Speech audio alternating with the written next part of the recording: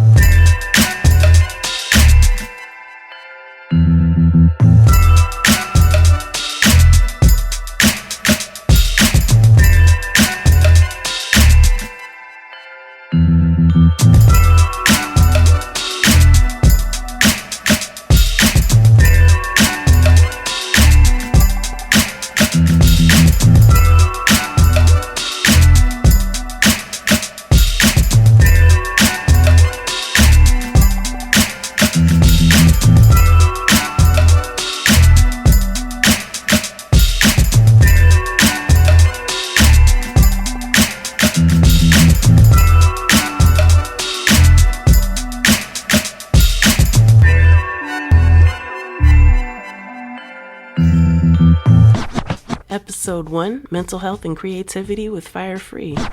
And so that's one of the aspects of coming out now, as I have with the ownership of the fact that I am a writer and a poet, and the goal is to be able to assist and support people in processing their trauma, recognizing their own fears, understanding, what they're going through and what's happening to them and what's impacting them.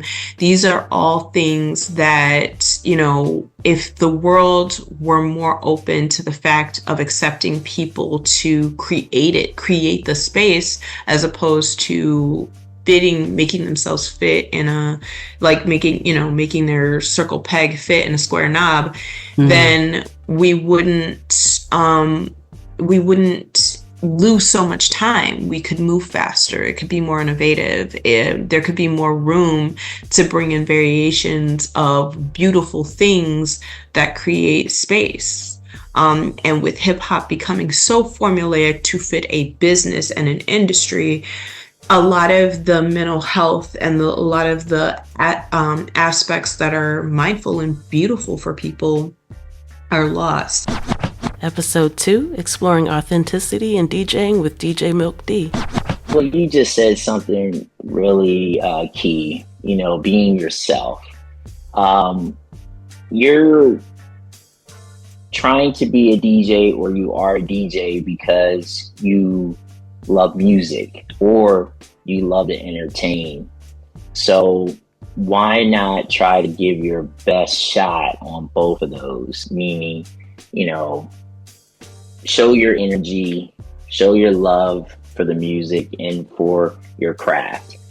And don't be afraid to be yourself. First and foremost, when you look in the mirror, you see you. Don't look in the mirror and pretend you're someone else. I stay in my lane. So be the best version of yourself. I get messages, private messages, saying, "Oh, you're trying too hard. You jumping around and, this, that, and the third." People are always going to have something to say. But if you're giving it your best, you're doing your best, that's all that matters. And a lot of times, people who say things like that, trying too hard and this and that, they're jealous. Yeah. They are jealous because maybe they can't do what you do, or they're not getting the attention like you're getting. But again, if you're giving it your best and being true to yourself, that's all that matters. Episode 3, Recognizing Milestones in Your Music Journey with Wynell J. Soul. That's so true. Thank you so much. One of my friends had to tell me, like, you're too humble. And it took me years, and when I say years, to understand what he meant by that. And it was when I started to have conversations, and now the words were put in the air, and I would be like, oh shoot, I did that.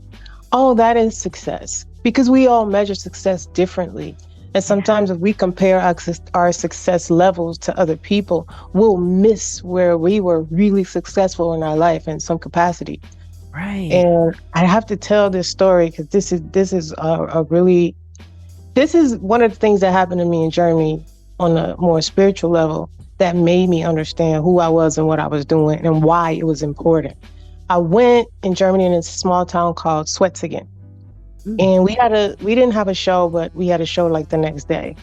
So I got to like explore this small town. It's raining, I'm walking, and I'm trying to find a nail shop, of course. But I found one after like going to like 5 different ones, nobody could do my nails. I went to this one nail shop called Royal Nails. I found it. And she was like, yep, we can do your nails. Come outside. It's not raining anymore. An older man was out there playing his guitar. Mm-hmm. He was from the country Eritrea. It's an African country. Oh. And he was out there playing his guitar right in front of a little store. And he stopped me. I stood there to listen to him, gave him some euro. And after he played, he came up. He said, I just want to talk to you. And I gave him a hug. And he told me his story. He was 86 years old. This man looked like he was like in his 50s. Wow. Yeah, he used to be a singer. He moved to Germany, not speaking any English, not speaking any German. Wow. He told me like 30 years ago or 30 or 40 years ago. And he used to be a singer. I told him I was on this gospel tour. And he was telling me how amazing that was. And when he said, I wish I could be doing something like that, or I wished I had did something like that. When I say it changed everything for me.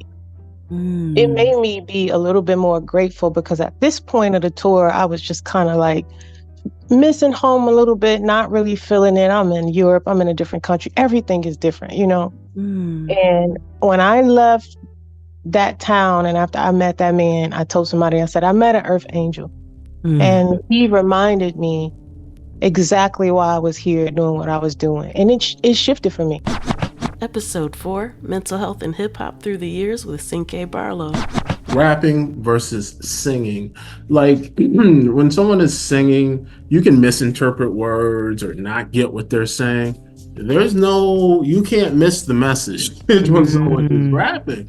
And so that right off the bat just hit me. And then, going forward, I always talk, you know, for me, the game changer was Sucker MCs with Run DMC. That song was it just took hip hop in a whole nother direction. It was just the rawest thing out at the time. And still, today, you know, it still rocks, seriously. But it was just, of course, it was stripped down beats, but just D and Run just talking about what they wanted to talk about, you know, and that was the beauty of it. You know, I think a lot of times, just us, just in general, we spend a lot of time in our own heads, to ourselves in our own heads, and sometimes that's okay, but a lot of times it's not. And that's the beauty of hip hop, being able to express through words, beats, rhymes, your feelings, your thoughts, emotions, all that. Episode 5, Syncing Success and Strategy with Right Way J. Yeah, I mean, just understanding that it's hard. Once I remember Killer Mike saying something along, and I'm gonna paraphrase, like, life is hard, and as long as you wake up every day knowing that, when hard things happen, when hardships happen, you expect it. So just having that mentality that every day is not going to be perfect, every day is not going to be easy, but I have a plan, I have a goal, and I will achieve that despite the hardships that are in front of me. Episode 6, Boldly Breaking Boundaries with P General. Yugi also was like a good mentor to me. He's from Japan, and he taught me a lot also, like, you know, and he showed me, somebody tried to show me how to count bars. I don't remember exactly who it was, because, man, so many people, I've been around so many people that do music, that's been doing music before me, that everybody tried to teach me how to count bars, and I never got it. The way I did get it is KD from Underworld Studios told me, like, yo, that's not one bar, that's 2 bars right there. So I would say something, he would try to say something to me, and he'd be like, that's 1 bar. But I always felt like when he was saying it to me, it was he wasn't finished saying what he was saying. If that make any sense. I was like, wait, it's supposed to be more. And then now he like, that's 1 bar. So then now when I say, okay, boom, boom, boom, he like, nah, that's 2 bars. So, you know, I never even changed it. I never tried to change it. It became an advantage, a writing advantage for me. Instead of having to sit there and write 16 bars, I write what I think is 8 bars in my head, but it's really 16 because I'm writing them by 2s. Episode 7, Passionate Productions with Deep Spawn Logic. Just do it. Yep. Just do it. Just put it out there. I can't wait. You know, if I was still waiting for people to discover me, you know, and then you go look at my name and my first release is still sitting there, you know, and I have, and to know as a person, to know I have all these other songs that's just sitting, but I'm waiting for you to just hear this first one. Right. You know, I'm just like, you know what? They're going to be there. And as people discover me, I do so much different stuff that, you know, you might come one day and you'll be like, yeah, I like a couple of the songs. And you might come another time. You'd be like, oh, she done went left. You know, and then you come back and you like, dang it. You know, I want you to be able to come and have a variety of stuff, not just me hoping you just still hear my first single. Episode 8, Music Culture Conversations with Sean Don. The thing is, from me moving from Michigan to Atlanta, Georgia, to Memphis, Tennessee, I have to say the South has put so much on me, and that just some of the lyricism and the things that I was going through, because music is a way of life. You know what I'm saying? If somebody wants to be sad and depressed, there's music out there for you to listen to. You know what I'm saying? If you want to be happy, it's music out there, you know, to be happy. It's, you know, whatever it is that you need. Episode 9, From Pause Tapes to Present Day with Danger Mental. I started to get more into hip hop around the age of 11, 12, and got more serious with writing as I got older. As far as production, I started doing production at the age of 14, doing the pause beat tapes, where you would take a cassette deck, or if you had a double cassette deck, and you just continuously loop the same part over and over. So I did a lot of that, in which I still have a lot of those cassettes to this very day. Episode 10, The West Coast Renaissance with Play the Renegade. Yeah, and that's the crazy part, because we show love to everybody, no matter where we go. Like, we show love because we know when people come out to the West, they love us. But it's just like a lot of these industry heads don't want to acknowledge that. But it's cool though. You know, we coming out and we finna pop out and show out. Episode 11, From Classical Roots to Contemporary Beats with Oyeku Dogan. I'm a singer-songwriter, composer, and also a jazz pianist. I started with music when I was very little, and with piano and composing, writing songs later on. And then I was born in Turkey. I moved to Italy for college to focus on my music studies. So I studied modern vocals and then also jazz piano. I majored in both. In the meantime, I started also producing and releasing my very first songs and then the first album. That's how my music career officially took off. So yeah, I still continue, and with all of these things, I continue producing, writing, singing, and releasing. Also, I now, for the last few years, am a vocal coach. That's another thing that I love a lot. So yeah, shortly, this is it. Episode 12, Embracing Independence and Authenticity in Music with Admiral. Obviously now with social media, it's changed a little bit too, because now, you know, people gravitate to kind of like what they think the masses are doing, right? So you have New York artists who, you know, sound like Southern artists. Now you have, you have people that were doing, you know, for the boom bap era, doing drill and, you know, all types of stuff too. So it's a different vibe. And like I said, I have no issue with like experimenting with sounds and stuff like that. I think that's just part of being creative, right? Yeah. But know your identity, right? Know your identity and find it honesty, and don't forget your roots. Yeah. You know, that's a big deal to me. Hey, I'm a chick with beats, multi-genre music producer and strategist to indie artists and labels. Visit achickwithbeats.com for resources for artists and instrumentals in various genres available for songs, vlogs, blogs, podcasts, themes, TV, film, commercials, and more.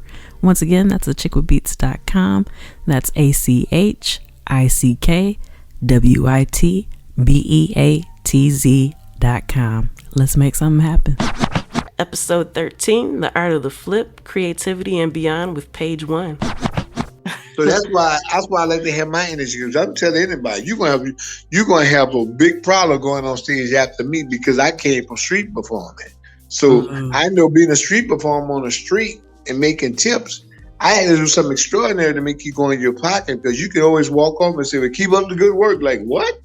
So I gotta just say, you know what? Here, take this $100 bill, make you go there.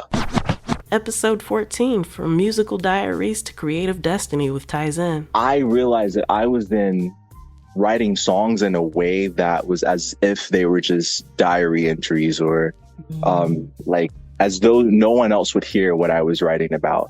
And that was really the intention when I started. It was just this experimental thing. I had no thought about ever putting my music on a streaming service or anything like that. So I was very vulnerable in my lyrics, and I was writing about things that I had never shared with anyone before. And a lot of it was regarding mental health. And once I did release my music, there were people saying like, hey, I can relate to what you're saying. Episode 15, The Music Business, A Veteran's Perspective with Fabian James. My major was music, obviously, vocal performance, but my minor was in business management. So I always had an idea and a thought that when I stopped doing the artist thing, I would always delve behind the curtain, which is something that my mentor, Mr. Yoakley, had always told me about. You know, Fabe, one of the best gifts I ever received was from him on my birthday, when he gave me a book called Everything You Need to Know About the Music Business. He said, Fabe, you have a beautiful voice. I think you are really going to be a dominant singer if you choose to and if you work hard at it. But at the same time, I never want you to be in a situation where you ask yourself, what if, because of a contract that you signed that you didn't thoroughly know anything of. So I want you to know everything about the industry. You know about the writing, you know about the arrangement, you know about the fun stuff. Now you need to learn about the business of it. Episode 16, From Raw Talent to Refined Artistry with Alexandria B. Honestly, I feel like it's two sides of my artistry because I have two different artist names. I make music for the ballroom community, which is a part of the LGBTQ+. Like, I make music for people that Vogue and do runway and stuff like that in my community. So when I'm in that light, I'm forced into having like Beyonce mode stage presence because it's like you being judged by your community. Episode 17, Creative Duality, Building Beats and Bars with Sandstorm McDowell. If you're a new producer or you're a producer just starting or a producer coming back into the game, don't get discouraged about, you know, the hi-hat sequences. Don't get discouraged about, you know, what is the style called? The drill style. If you want to try that, it's perfectly great to experiment, but if that's not something that you can do, don't be discouraged. Stick to what you know and evolve your own style. Episode 18, Orchestrating Sound with the Orchestra.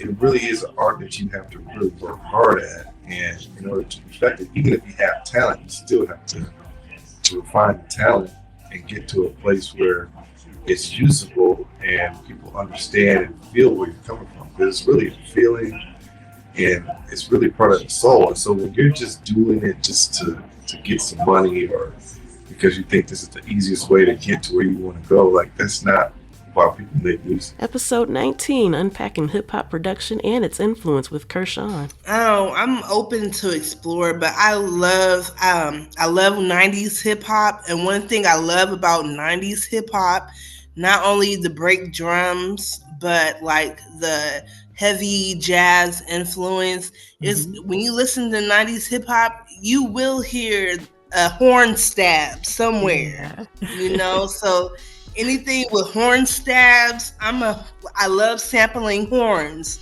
I'm a horn girl for sure. Like even in high school, I was like in color guard, the Polyettes they called us, and I was dancing in the horn section. Aside from my mom playing jazz all the time, I really respond a certain way when it comes to trumpets and saxophones or flutes and, you know, stuff like that. Episode 20, Rhythm, Routines, and Resilience with Mike Lungs. He's living a rock star life and everything that comes along with that. You know, so when you're younger, you can get away with those things because you got youth on your side. You know, in your 20s, early 30s, you can get away with a lot of things, whether it's nutrition, whether it's lack of exercise, whether it's, you know, the way these rock stars and rappers and entertainers live with the drugs and everything that goes along with everything that they do. Youth, it can be on your side to an extent. Now we've lost a lot of young entertainers that we've seen from a lot of things, but so it's around 35 to 40 is when it starts hitting people. Episode 21, Beats, Bars, and Beyond with J. Scott the Illest. That's my process. I know it's a lot of artists' process as well. You know, the music will tell us what to say. You know, the music will tell us what to say. It'll tell us what to sing. The music talks to us and tells us what direction it wants to go in, and then we have to follow the music. And now we have the task in front of us. It's like, okay, now I got the assignment. You know, how are we going to navigate this assignment of this writing project? So that's what it is for me when it comes to me actually writing a song. I gotta hear the music first. Episode 22, The Art of Storytelling via Playlist with Sappy Makes Playlists. Send them. If it's somebody like me who is making playlists and sharing them, ask, right? It doesn't hurt to say, hey, would you consider putting my song on? Now, where I feel a little weird is when I don't do it, right? Because I want to be a good guy, and any independent musician, I want to help them out. But if I am not feeling it, it almost feels disingenuous for me to put it out there. So that's where I've still been trying to figure out, like, how do we work together? Episode 23, Vibe Checks from Behind the Decks with E-House. Your job as a DJ is exactly that. It's not just to play what you want. You, as a DJ, really should be, you know, like I said, breaking the new music. So yes, you're going to have those hits that people want to hear, and that's fine. Everything falls within a certain BPM range, whether it be hip hop or house. that you know that there's some new stuff that you need to start getting people's ears used to, and you just kind of splice it, in the mix and watch the crowd and see how they react. And if they don't initially react to something, you pull it back, come back to another potential hit or something like that. But it is a balance. And you've got to read the dance floor. You really do. Episode 24, visual storytelling in hip hop via culture clips with Ultramag 7. I think something I like to do is, in the little time that I'm allotted, to make the videos, I like to tell a story. So I'm going back to like school when you have, the intro, the middle, conclusion. I always go back to those days. So I try to make it have some type of an arc or tell some type of story. And then just for me, I'm African American. I try to find as many things with Black people in it as I can. And a lot of it is if the character fits. But if the character fits, and it could be a Black character, or if it's a show that I grew up with, I'm going to do that. So that's one of the things I always like to have. Show Black people in a light, and also let people know that we've always, sometimes we think, oh, we're not on TV or this. A lot of the stuff I show them, like, we were here. It might not be as prominent as other people, but we've been here. Episode 25, defining success beyond mainstream fame with Kristen Eve. All of us indie artists can relate to this, that we'll have, family and friends or even people online be like, why aren't you more well known? You should go on American Idol, you should go on The Voice.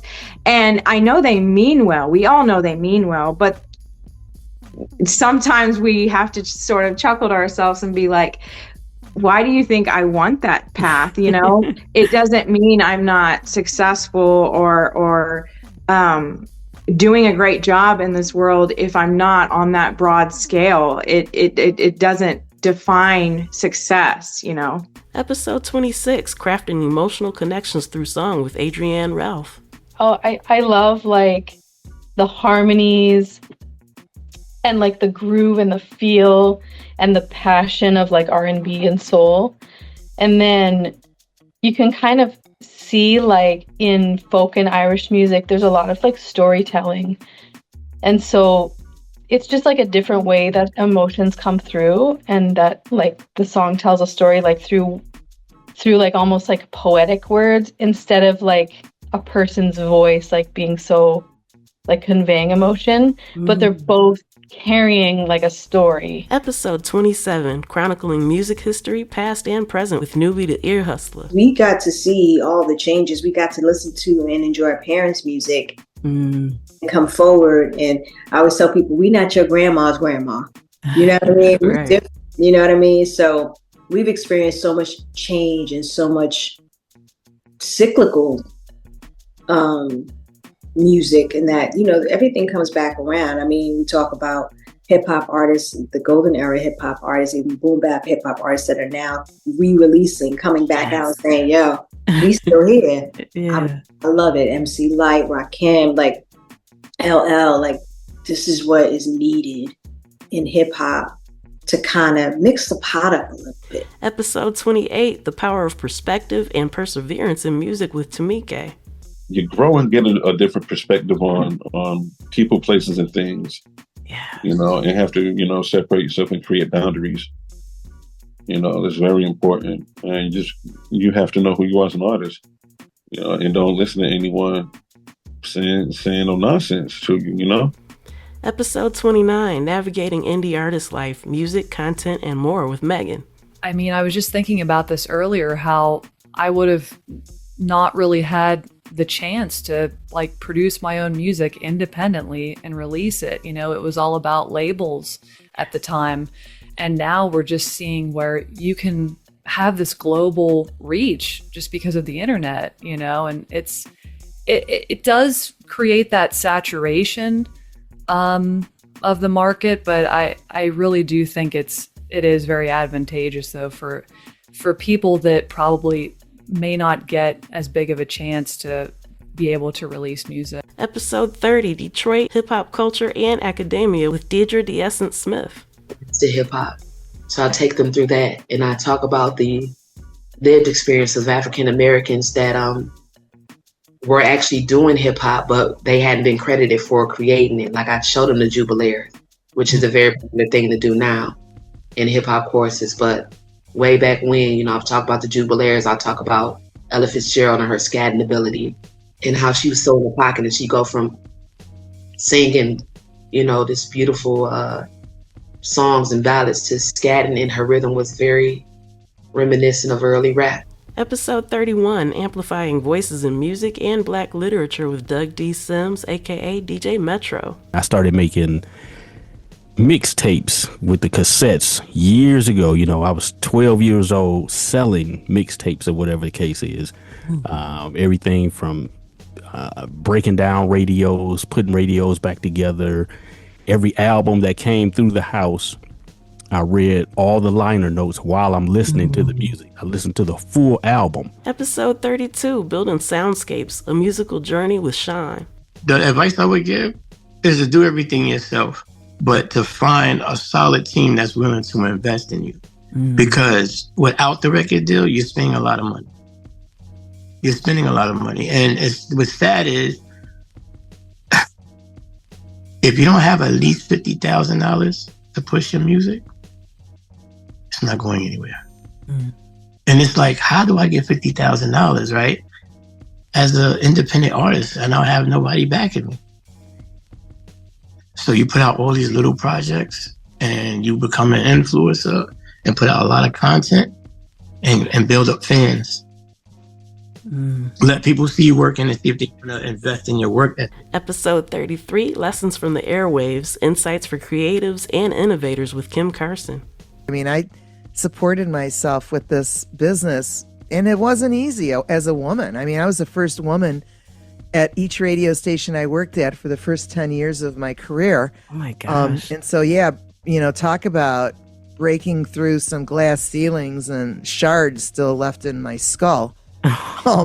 You know, it happens, right? It happens. It happens. Episode 34, Igniting the Fire, a house music journey with Rooted When Sounds. I come up with a track and I give it to the guys, I'm like, run with it, dude. You know, just, you know, I got my idea of how I came up with it, and it is what it is. And then if you take my idea and go deep left field with it, have at it. He be telling me to pump the brakes because I'm gonna tell you what, if it wasn't for me, if it wasn't for BZ Tony, we'd have 100 tracks. And, you know, hey, look, my brother BZ, right? He's a silent assassin. Like when he talks, he'll tell you blunt, honest, like, yo, man, first and foremost, you need to put a hi-hat in there. You know, I love BZ. I love both of you guys. Freestyle, hip hop. Hip hop was always a thing. I grew up in the bricks, so hip hop was always a thing. But when house just hit the scene, it was a rap. It was just a rap. I remember going into New York City. We were buying records at Tower Records, and then we went to one of these little side shops, off the books type of place, where they always had a DJ playing music.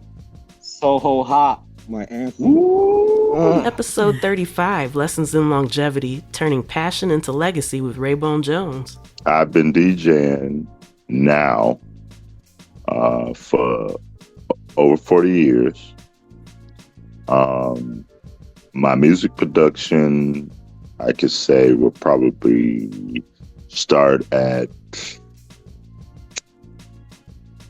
underground and getting everything together. I would probably say maybe about 98.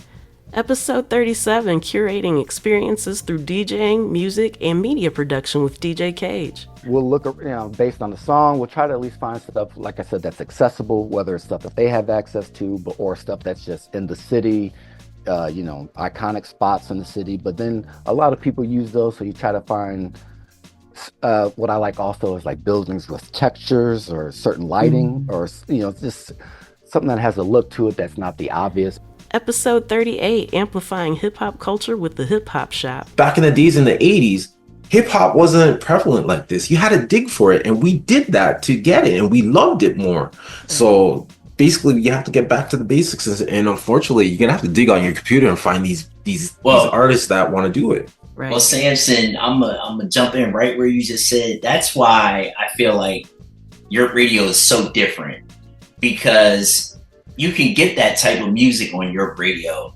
I'm gonna do my best to keep the old school hip hop alive. Episode 39, From Networking to Community, Real Connections in Music with Ashton Stevens. So I had to really learn how to network, and it was like a culture shock for me in the beginning. And I'm like, okay, I get it. I'm learning networking. And then when I started, it became too transactional, and it's just like, you share this, I share this, or we connect on this, you connect on this. And I'm like, okay, so maybe this is what networking is.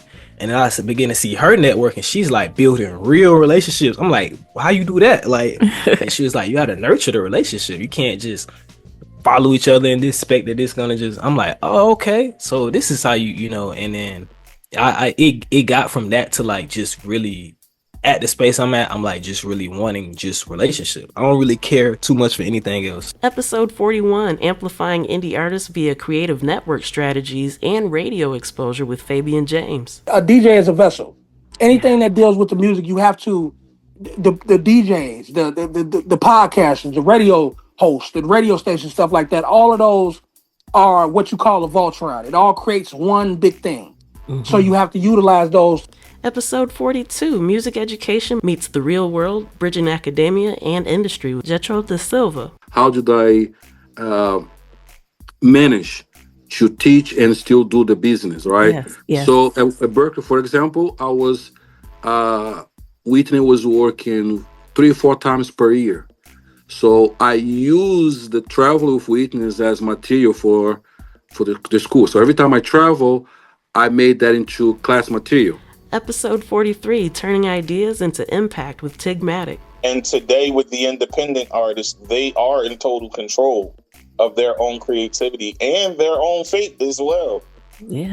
So there are pros and cons to it, but I really look at it like, if you're a person who's out there trying to really push for success and take your destiny in your own hands, then you have to be able and ready to have everything that's necessary. And that's the funding you need, that's the marketing strategy, it's the know-how of the business and the consistency with work. Episode 44, Writing Without Fear and Finding Your Voice with Miss Jenny. Always believe in yourself. You are amazing. God put you here for a reason. God gave you a voice for a reason. Not everybody can do all those special things with their voice, so embrace it and keep going. Just never give up on yourself. Because if you give up, you only giving up on yourself. Episode 47, From Broadway to Big Tops, Lessons in Perseverance with Danette Shepherd Vaughn. It's important, to have a good support network, to reach out for help when you need it. Closed mouths don't get fed. That's an old saying from a long time ago, but it couldn't be more true. A lot of people in today's times are, worried about privacy and not saying this and not telling that. But, right. You can't get your needs met if people don't know what those needs are. Episode 49, Navigating Risk and Growth in Music and Business with Dicurious Steve. I always say there's a difference between me as Ashton's wife, and then me as his manager. And I always say, of course there's overlaps, but we keep business. And I've been able to also go on to manage other artists as well. And so managing independent artists is extremely rewarding, but as one may know, you do play several hats. Episode 50, bringing fresh spins to classic and underground tracks with King Samson. The first thing I do when I start my mixes with the show is, what are we talking about? So I have to listen to the show again, listen to the guy, listen to whoever I'm talking to for an interview. So if they say we ask a lot of questions of their music taste and their likes and try to promote them talking about the songs or the first time, what was the first song of hip hop you fell in love with? So then when they tell you the song, then I try to piece to work the music to play. Sometimes it doesn't work out, sometimes it works out. So with when you were on, you told us you like MF Doom, so I was like scrambling. I was like, okay, let me. I know this is the song we talked about. I said I have to make sure I have that, and then I kind of got songs in that genre, Yeah. and I try to throw it together and make a mix. And that's how I do it. That's how I normally do it.